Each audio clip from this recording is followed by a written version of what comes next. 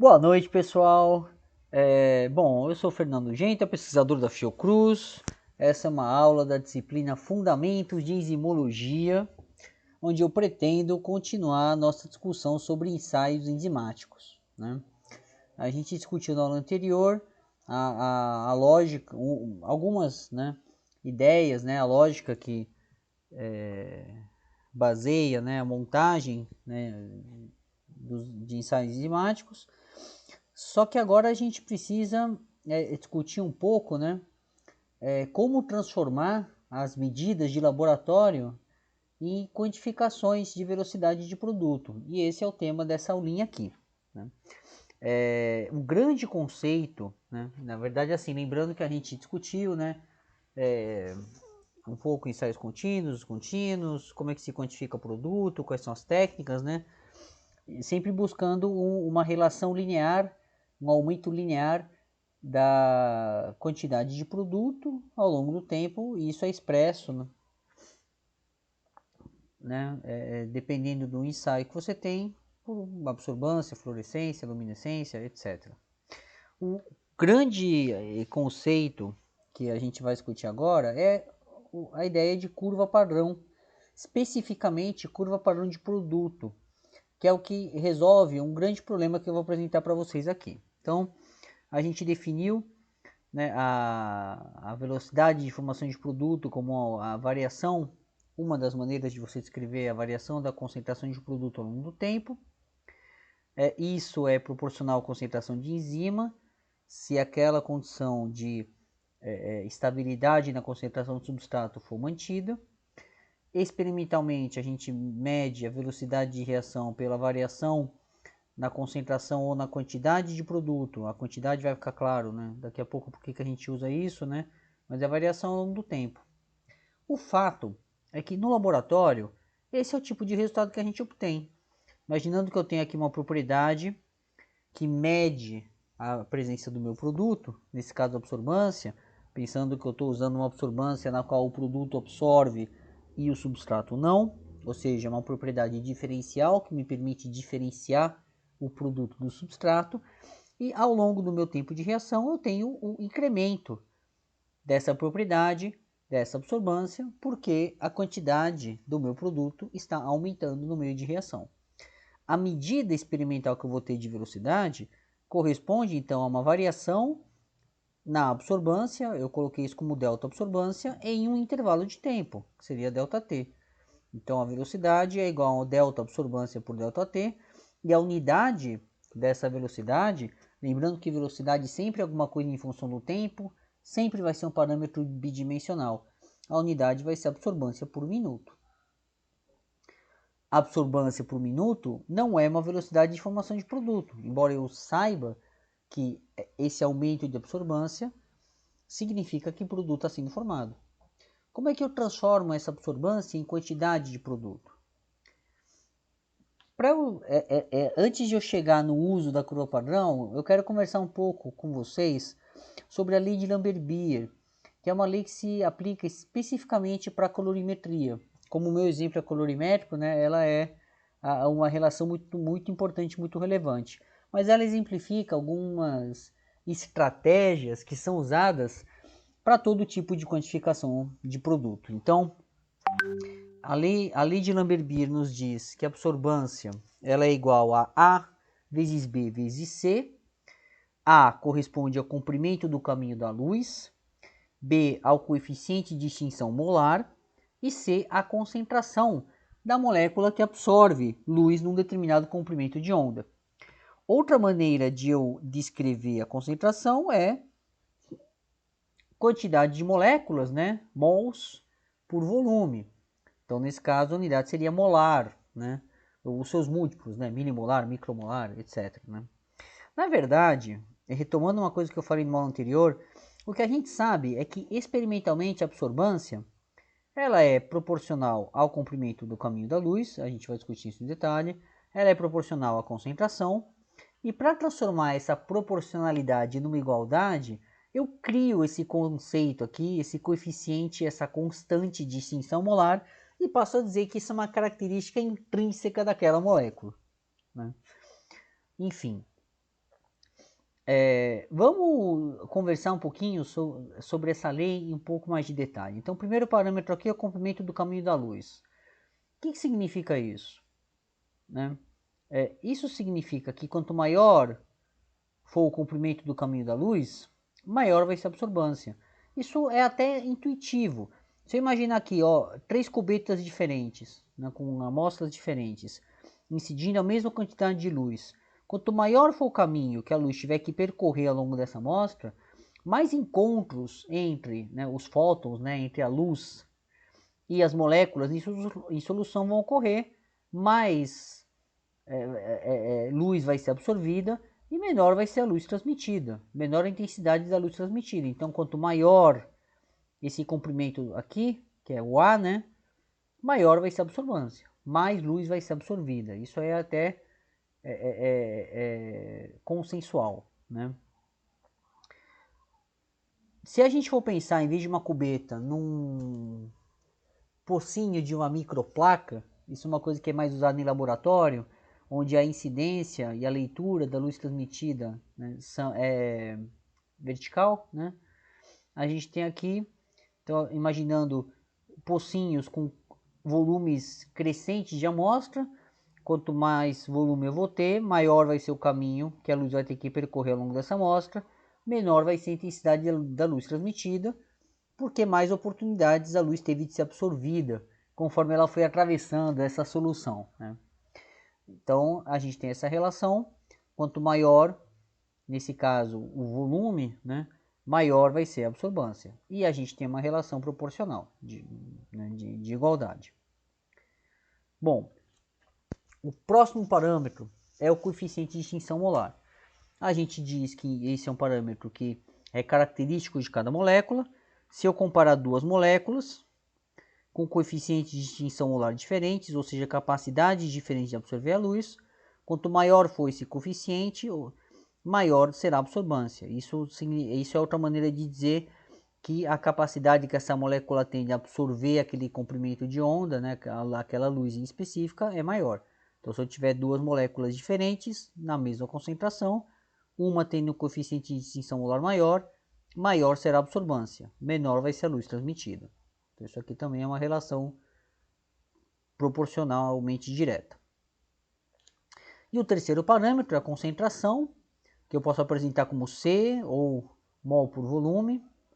Também é um pouco, né, quase que bom senso, né? Se eu comparar diferentes amostras, quanto maior a concentração da molécula, mais chances a luz tem de encontrar, né, essas moléculas que absorvem luz, né, ao longo do caminho, menor vai ser a luz transmitida. Então, quanto maior a concentração, maior a absorbância. Tá?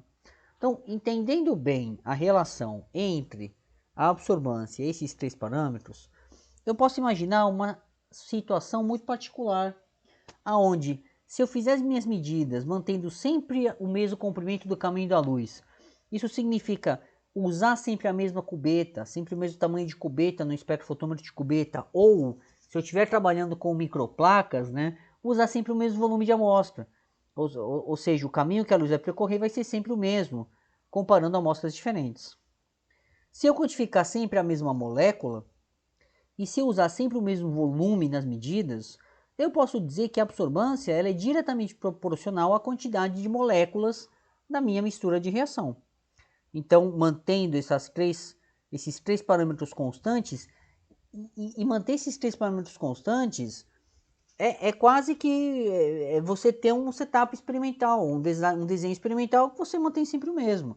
Você usa sempre o mesmo volume, lê sempre no mesmo equipamento, e você está aplicando, né, as suas medidas sempre ao mesmo tipo de molécula. Então não tem nada de, né, muito complicado, né, a gente ajustar nossas condições para obedecer essa condição.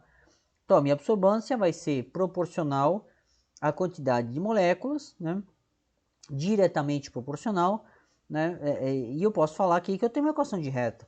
Né.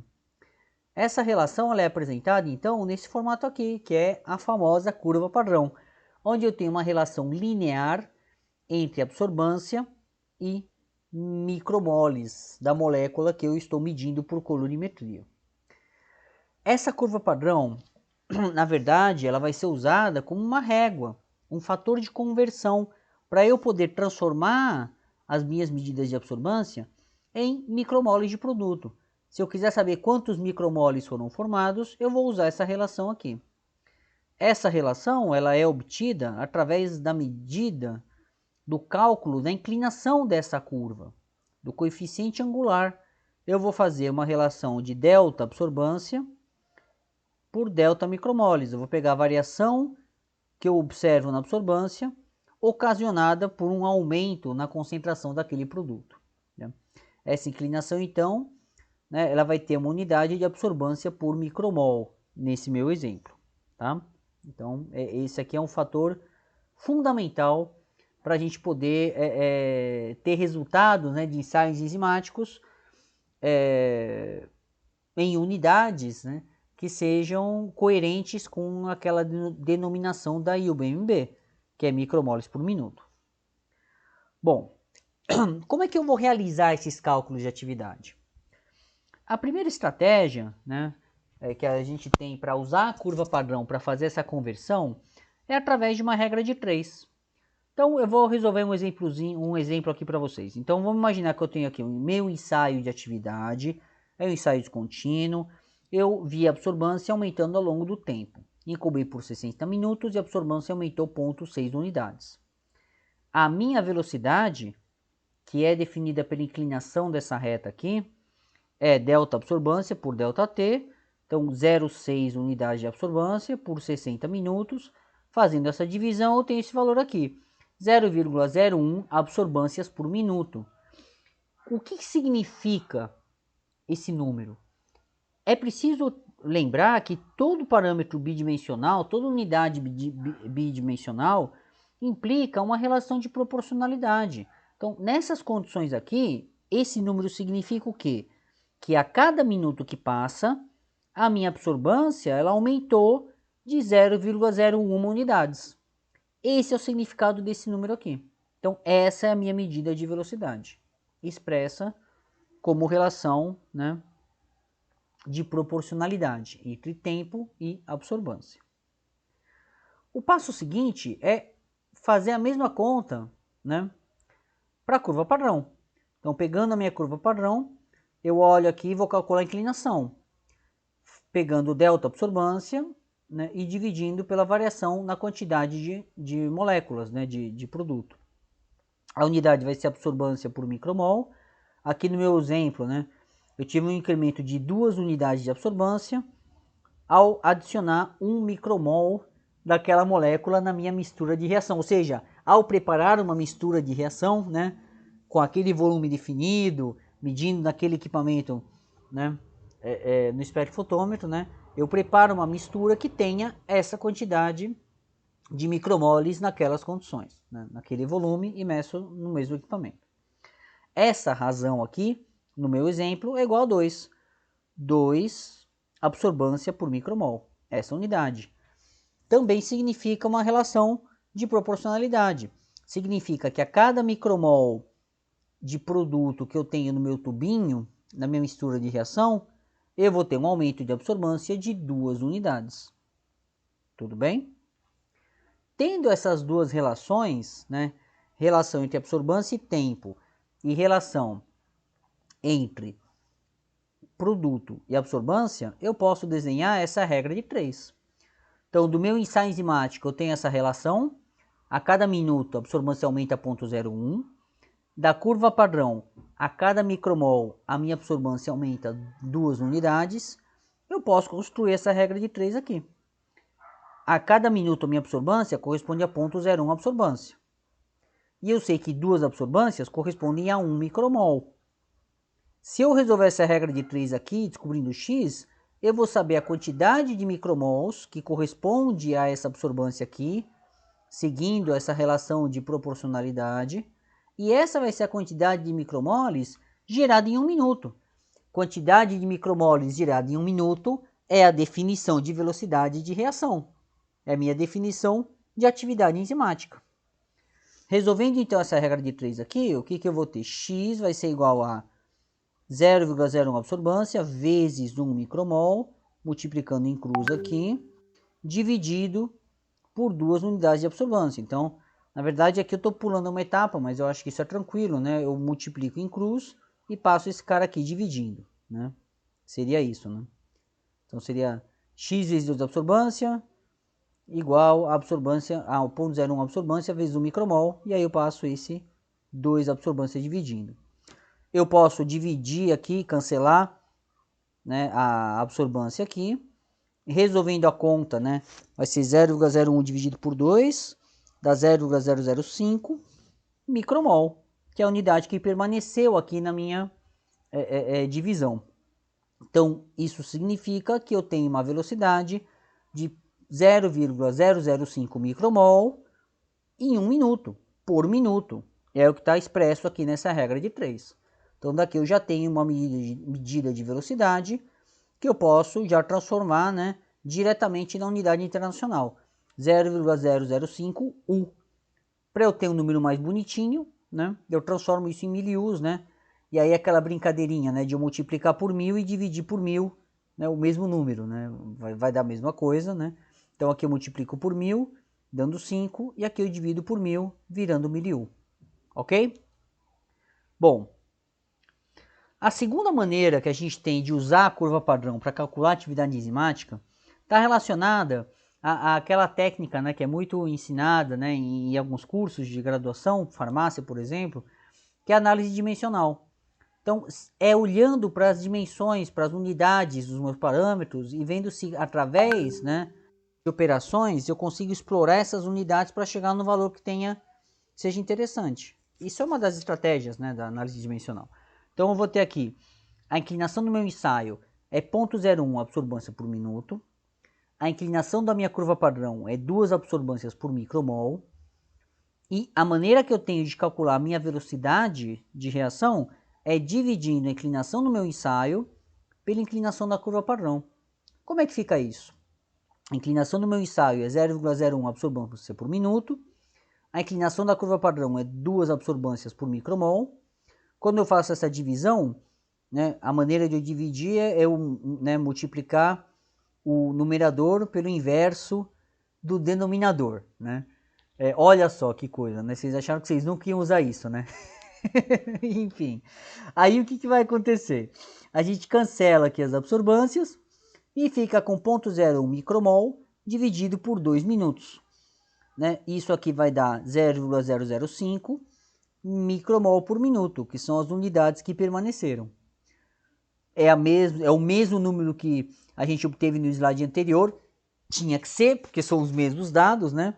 E eu posso também converter da mesma maneira, né, esse micromol por minuto em U e transformar esse numerinho aqui em 5 milius, ok? Bom, aqui vale a pena a gente discutir um pouco, né, a estabilidade de reagentes e produtos. Por quê? Porque às vezes no laboratório, quando você faz um ensaio enzimático, você observa isso aqui. Então, aqui no meu exemplo, eu estou medindo a absorbância ao longo do tempo. A absorbância é a minha medida de produto. Pela teoria, né, que a gente discutiu até agora, se esse ensaio estivesse direitinho, redondinho, né, eu teria uma relação linear. A absorbância aumentando ao longo do tempo, né, numa reta, e através do uso dessa reta, do cálculo dessa reta, eu calculo minha atividade. Mas olha o que aconteceu aqui nesse meu exemplo. Eu tenho uma velocidade no começo do experimento que é muito maior do que a velocidade no final. Outra maneira de dizer é que o meu ensaio entortou. Ele não é linear, ele é uma curva. Né? Quais são as razões, as possíveis razões para isso? Na verdade, a pergunta que a gente se faz é: por que eu tinha uma certa velocidade no começo da reação entre enzima e substrato e essa velocidade diminuiu? Olhando aqui para o meu modelinho, né? Aqui a reação, enzima mais substrato, gerando enzima mais produto, sendo a velocidade dependente de uma constante que não varia, porque é constante, concentração de enzima e concentração de substrato, a gente pode trabalhar com duas hipóteses. Né? Afinal de contas, a reação só tem dois componentes. Primeira hipótese, olha, o que está acontecendo aqui é uma queda na concentração do substrato. Eu estou esgotando o meu substrato, ou o substrato não é estável, ele degrada espontaneamente. Para saber se o substrato é consumido demais ou não, é só fazer aquela continha que a gente fez na aula passada. É você estimar quanto que foi consumido de substrato e dividir pela quantidade de substrato que foi colocada no começo da reação. Se não for esse o caso, o que pode estar acontecendo é que o substrato está sendo destruído, degradado ao longo do tempo. E a lógica aqui é essa. A queda na concentração do substrato resulta numa queda de velocidade de reação. Então aí a gente passa a ter uma velocidade menor. Outra coisa que pode estar acontecendo é que a concentração de enzima está diminuindo ao longo do tempo. Lembrando que quase todas as enzimas são proteínas, proteínas podem sofrer desnaturação, proteínas podem ser inativadas, podem reagir com um composto químico e perder atividade. Isso pode acontecer ao longo do tempo. Elas podem ser desnaturadas frente à temperatura, também pode acontecer. Então aí a lógica é, conforme a concentração de enzima diminui, porque ela está perdendo atividade, eu vou ter uma queda na minha velocidade de reação também. Bom, como é que eu testo essas hipóteses? A primeira hipótese é que a gente pode testar, imaginando que eu já fiz a conta e eu sei que não é depleção, não é consumo demasiado do meu substrato, eu posso testar se o meu substrato ou a minha enzima são estáveis, né, nas condições de reação. O jeito de testar isso é você fazer um ensaio. Então, aqui é um ensaio enzimático, absorbância medida ao longo do tempo, fazendo um ensaio com soluções recém-preparadas. Então eu misturo substrato e enzima novos, fresquinhos, tenho uma reação. E o meu teste vai ser o seguinte, é eu incubar o reagente sem misturar eles, tá? Eu incubo o reagente naquelas condições de reação, de temperatura, num determinado tampão. A gente vai conversar um pouco sobre isso daqui a pouco. Mas eu só incubo a enzima antes de iniciar o ensaio colocando o substrato, ou incubo só o substrato por 1 hora, por exemplo, antes de adicionar a enzima e iniciar a reação. Se a minha enzima ou o meu substrato forem instáveis nessas condições, após essa incubação por 60 minutos, que é o tempo que eu estou usando, naquelas condições que eu imaginei, eu vou ver uma atividade menor, eu vou ver uma velocidade menor. Eu posso testar, o ideal é eu testar eles separados, eu testo incubar previamente só o substrato, incubar previamente só a enzima, para saber se eles perdem atividade, né, e eu vejo uma velocidade menor, né, de reação depois dessa pré-incubação, tá?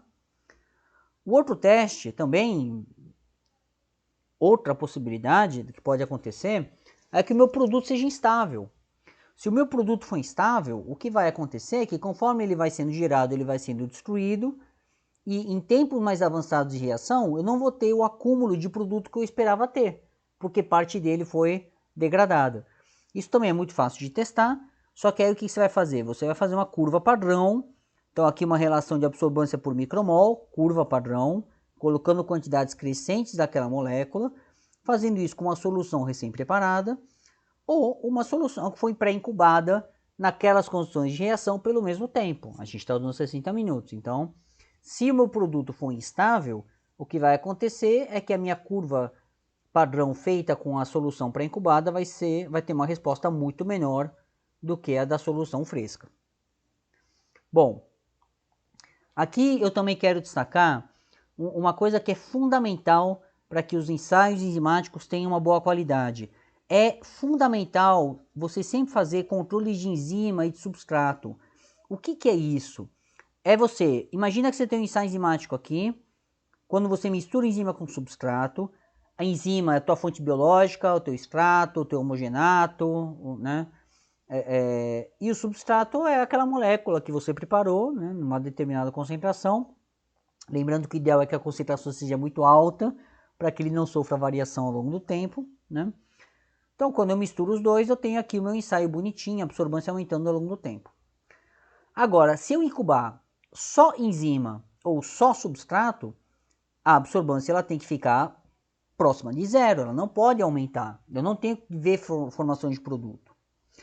Às vezes acontece do meu substrato sofrer, por exemplo, uma hidrólise espontânea ou uma oxidação espontânea, e eu acabar observando sem enzima um certo aumento de absorvância ao longo do tempo.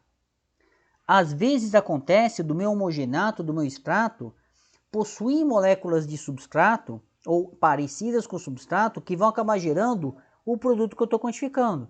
Então, mesmo sem colocar substrato, eu vejo um pouquinho de atividade enzimática aqui medida de acordo com essa técnica. Pela teoria, só colocando enzima, concentração do substrato é zero, a velocidade tem que ser zero. Só colocando substrato, a concentração de enzima é zero, a velocidade tem que ser zero. Então é importante fazer esses controles para saber se essa atividade aqui ela está aparecendo apenas em função do encontro da enzima que você está estudando e preparando com o substrato que você está usando como modelo, como teste. Tá? Bom, para finalizar, eu quero fazer uma discussão bem rápida sobre quais condições a gente deve usar para ensaios enzimáticos. Eu vou falar de algumas principais, mas é só para vocês terem consciência de que ensaio enzimático é uma coisa muito diferente, por exemplo, de um kit de biologia molecular. Quando você vai fazer um ensaio enzimático, você precisa prestar muita atenção em todos os parâmetros que você vai colocar na sua mistura de reação. Tá? A maioria dos é claro que para algumas enzimas, para alguns modelos, o ensaio enzimático você até usa um kit para codificar. Mas aquilo foi padronizado por alguém. Né? E aí eu destaco que quando você vai estudar uma enzima nova, quando você vai caracterizar uma enzima que não é conhecida, ou dependendo do organismo que você está usando, você está estudando um organismo no modelo, as condições de reação podem ser muito diferentes daquelas condições que vão estar descritas, por exemplo, no kit, né, num kit comercial, que geralmente é o kit desenhado para enzimas humanas, né, ou para enzimas de mamíferos. Então aqui eu vou destacar o primeiro parâmetro, que é a temperatura. A temperatura ao longo do ensaio ela tem que ser constante.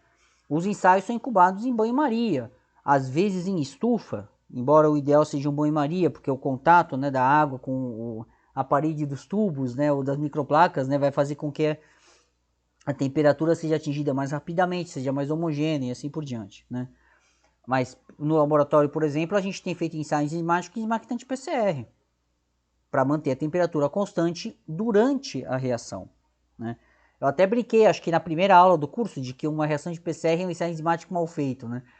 É brincadeira, claro. Né? Uma dos problemas é que a temperatura varia ao longo do tempo. Né? Mas enfim, isso é brincadeira. Né?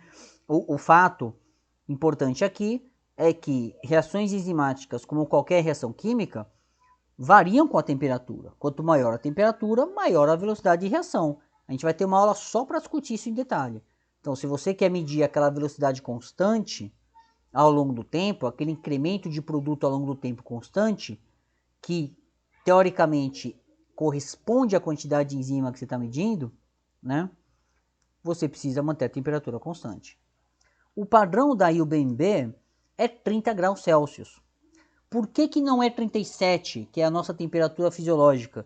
Porque a maioria das enzimas, né, estudada, né, a maioria dos organismos estudados não são mamíferos, né, não são seres humanos. Né? Na natureza você tem plantas, fungos, animais que não mantêm a temperatura, bactérias, todos esses organismos têm temperaturas fisiológicas completamente diferentes das dos seres humanos. Então, alguns mantêm temperatura em valores diferentes de 37 graus, que seria a nossa condição fisiológica, mas a grande maioria dos organismos não mantém a temperatura fisiológica constante. A temperatura fisiológica é a temperatura ambiente. E aí você vai ter temperaturas, né, ditas fisiológicas, que seriam essas temperaturas ambientais, de menos 85 graus Celsius até mais 106. Ou seja, a temperatura fisiológica na qual aquela enzima funciona pode ser completamente diferente da que a gente está acostumado. E se você não levar isso em consideração, né, você pode ter problemas ao usar o padrão da IUBMB. Mas de qualquer maneira, o que eu quero destacar aqui é, se você está fazendo um estudo enzimológico e você tem condição de seguir o padrão, usa o padrão de 30 graus Celsius, porque aí você consegue comparar enzimas diferentes. Tá? Se você tiver dados obtidos em temperaturas diferentes, você não consegue comparar enzimas diferentes ou até mesmo trabalhos diferentes da mesma enzima. Fica mais complicado. E vale dizer, então por que não escolheram a temperatura fisiológica de 37 graus como padrão? Porque, como eu disse antes, a maioria dos organismos não mantém a temperatura, segue a temperatura ambiente, seja ela de 20, 25, 15 graus Celsius. E em 37 graus, essas enzimas, né, essas proteínas, elas podem desnaturar, elas acabam perdendo atividade. Então essa condição aqui, que ela é muito boa para as nossas enzimas, não é necessariamente adequada para enzimas de outros organismos. Tá? E aí eu repito a ressalva. Se você quer medir, depende do que você quer fazer. Se você quer fazer um estudo enzimológico, um estudo teórico da sua enzima, o ideal é usar a temperatura padrão, para poder comparar com outras enzimas. Agora, se você está medindo enzima, porque você quer saber a atividade daquela enzima fisiologicamente, naquele tecido, naquele órgão, naquele organismo, numa determinada condição fisiológica, aí o ideal é observar qual é a condição fisiológica e não seguir cegamente uma temperatura de um kit comercial. Né? Outro fator é o pH. A gente vai ter uma aula só para discutir isso, por que o pH altera tanto a atividade enzimática, mas você, novamente, o padrão para seres humanos, né, ou para mamíferos, né, que é, bom, isso para enzimas, né, ou intracelulares, né, ou do sangue, né, da circulação, que seria pH 7.4, não é necessariamente o mesmo valor para outros organismos, né. Pode até ser um valor diferente até para enzimas de mamíferos. Se a gente for pensar, por exemplo, em enzimas lisossomais, que costumam ser muito ácidas, porque aquele é um comportamento de digestão ácida, o pH ideal para medir essa atividade não é 7.4, é 5, 5,5, no máximo 6. O pH ideal para a gente medir, por exemplo, a nossa enzima digestiva do estômago, a pepsina, é pH 2, não é pH 7.4. Então está muito longe, até no mesmo organismo isso pode variar. Se você vai para outros organismos, então, aí as variações podem ser enormes, né? Então a gente tem enzimas que funcionam em pHs extremamente ácidos, extremamente alcalinos, ou em condições neutras. Isso tem uma explicação, né, bastante bonita do ponto de vista enzimológico que a gente vai explorar daqui a algumas aulas. Além disso, é importante considerar que a enzima que vocês estão estudando, ela pode ter necessidade de algum íon, cálcio, magnésio, zinco, cobre, enfim, isso pode variar, ferro, isso pode variar demais, né? Então aí você precisa, primeiro, se certificar de que o íon está presente na mistura de reação, ou ele faz parte da estrutura da enzima de tal maneira que ele não está, né, que você não precisa adicionar, ele está sempre lá ligado, e que você não está adicionando, por exemplo, quelantes na mistura de reação, né? Se você adicionar um quelante, você pode remover aquele íon e aí você, né, deixa de ter atividade. Além disso, também precisa pensar na presença de cofatores ou de co-substratos, né, que podem ser importantes para a atividade daquela enzima especificamente. E por último, vale a pena pensar nas condições, na atmosfera na qual você está realizando aquele ensaio enzimático. Ela corresponde à condição fisiológica? Será que as condições nas quais aquela enzima funciona são aeróbias ou são anaeróbias? É muito comum na natureza você ter compartimentos com uma pressão parcial de oxigênio baixíssima. E existe uma série de enzimas que são inativadas por oxigênio, desnaturadas por oxigênio, que sofrem oxidação e perdem atividade. É preciso levar isso em consideração. Ou você colocar um agente redutor para reverter essa oxidação, ou você faz um ensaio numa atmosfera de CO2, por exemplo, ou então você proteger as suas amostras com uma camada de óleo mineral, impedindo o acesso, né, do ar às suas amostras. Então, tem diferentes estratégias, né, e é preciso realmente fazer essa pergunta antes, né, dos ensaios enzimáticos. Falo por experiência própria, a gente já teve muita dor de cabeça por causa desse tipo de cuidado. Bom, gente, espero que vocês tenham gostado da aula. Espero que vocês tenha ficado claro como é que é feita essa conta. a gente vai partir dessa conta para fazer uma série de discussões a respeito da aplicação, né, dessa medida de atividade enzimática, de velocidade de reação enzimática que a gente discutiu hoje.